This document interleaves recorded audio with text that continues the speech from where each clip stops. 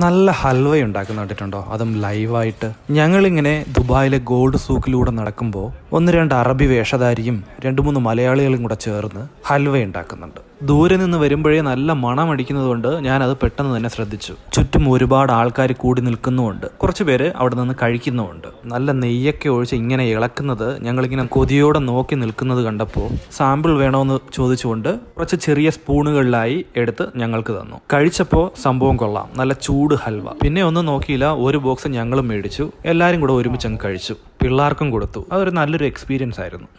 ഹൽവയുടെ ടേസ്റ്റൊക്കെ ഓർത്ത് ഇങ്ങനെ നടന്നു പോകുമ്പോൾ ഒരാൾക്ക് ഞങ്ങളുടെ പിള്ളേരുമായി ഫോട്ടോ എടുക്കണം.